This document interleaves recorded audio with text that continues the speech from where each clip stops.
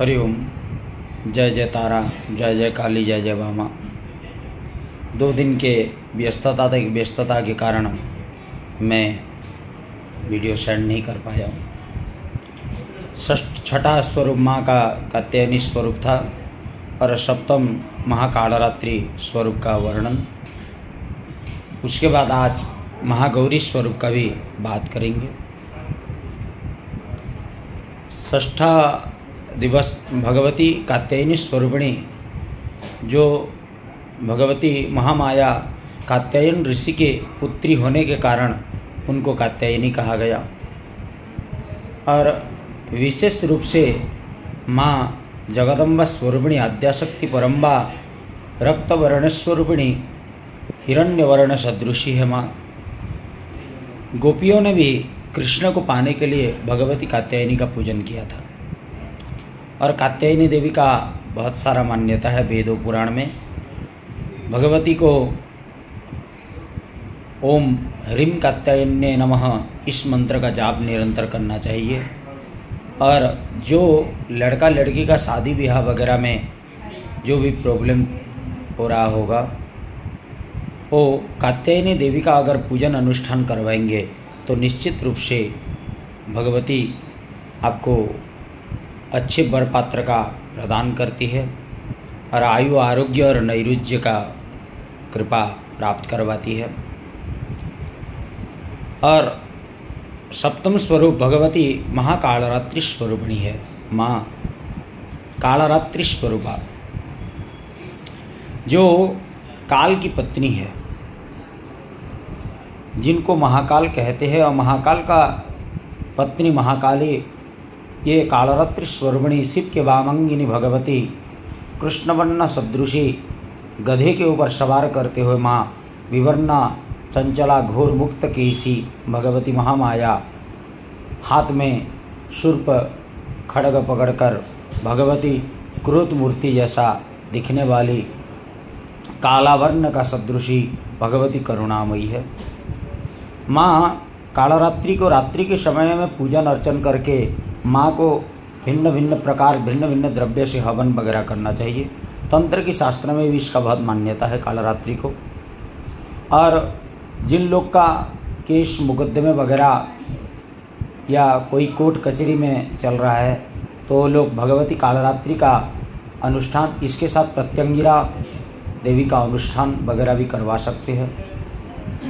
कुंडली में किसी का अगर मंगल या गुरुचंडाल या अंगारक वगैरह कुछ दोष वगैरह भी हो, तो वो लोग भी भगवती का महाअनुष्ठान, शनि की महादशा में भी आप कालरात्रि देवी का अर्चन या शनि की प्रत्यंतर दशा, अंतरदशा वगैरह जो भी है, शनि के संबंधित हो गया या किसी भी ग्रहों के संबंधित कुछ भी प्रॉब्लम हो, तो भगवती का अनुष्ठान मंत्र का जाप वगैरह करके विद्वान ब्राह्मणों के हाथ में करवाकर आप इसका फल प्राप्त कर सकते हैं।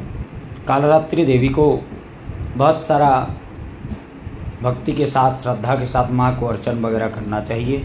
ओम ह्रीं क्रीं कालरात्रि देव्ये नमः इस मंत्र का जाप करते हुए भगवती को पूजन करना चाहिए।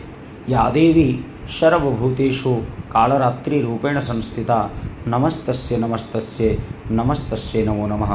भगवती को इस प्रकार प्रार्थना ध्यान करते हुए फिर आगे की ओर माँ आज का स्वरूप, अष्टम स्वरूप महागौरी स्वरूप का वर्णन है।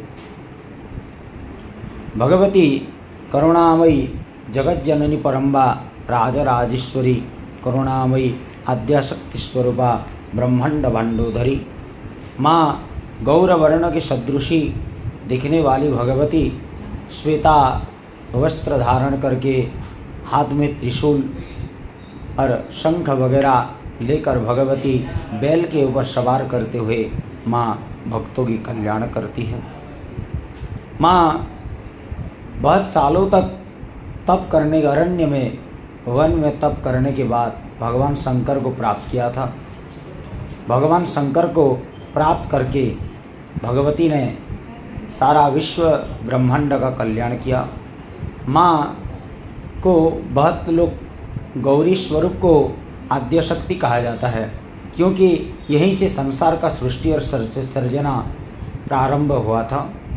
माँ को भुवनेश्वरी स्वरूपा भी कहा जाता है।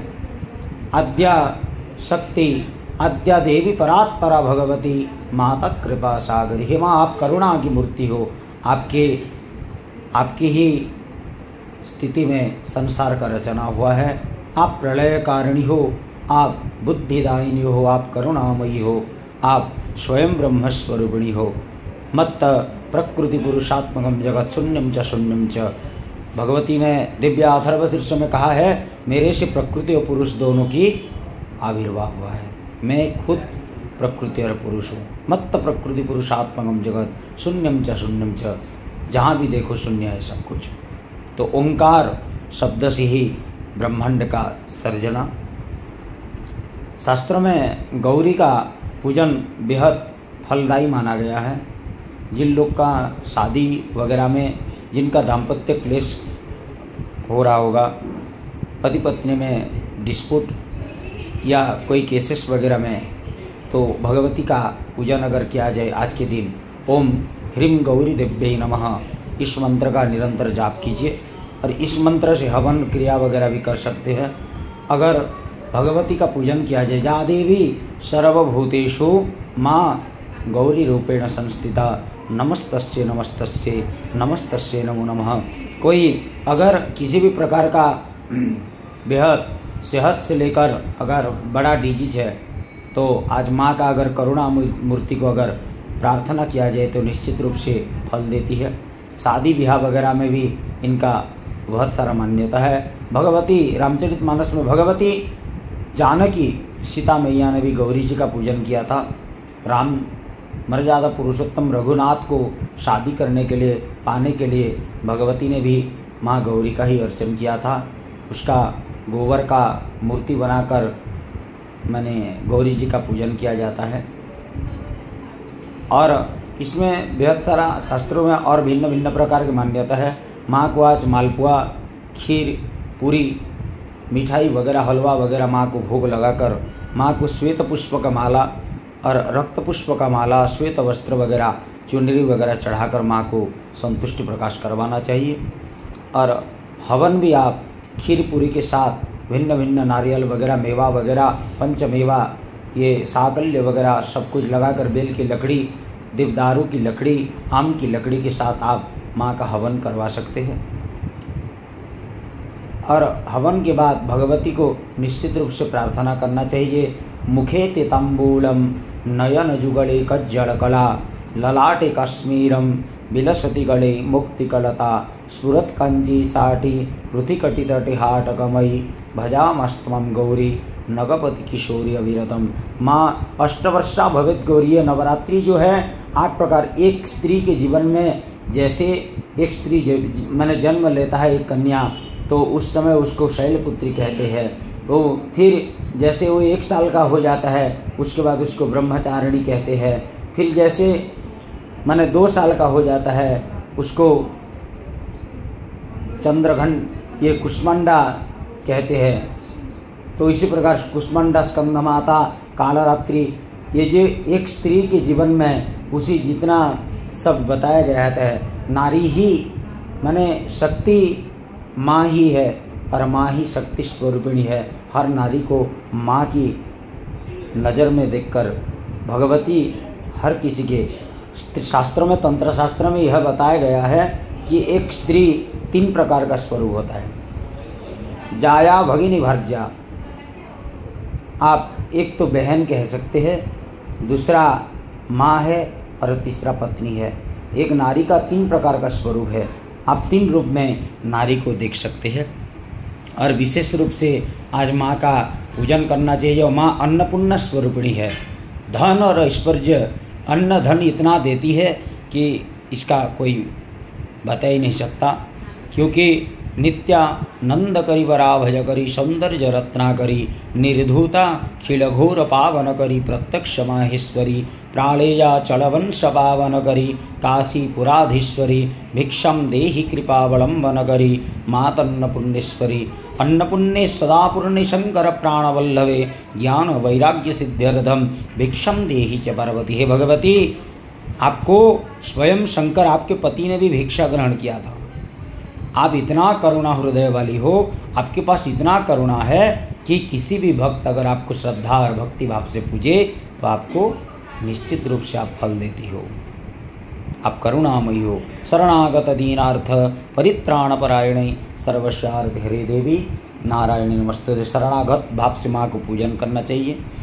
और विशेष करके ये जो सर्वमंगल मंगल्ये शिवे सर्वार्थ साधिके शरण्ये त्र्यंबके गौरी नारायणी नमस्तुते माँ महागौरी स्वरूप का वर्णन करते हुए आज का दिन में माँ को बेहद अच्छे प्रकार से पूजन वगैरह कीजिए। पद्म पुष्प वगैरह, कमल का गट्ठा वगैरह ये सब लगाकर माँ को भिन्न भिन्न प्रकार के भोग वगैरह लगाकर पूजन कीजिए।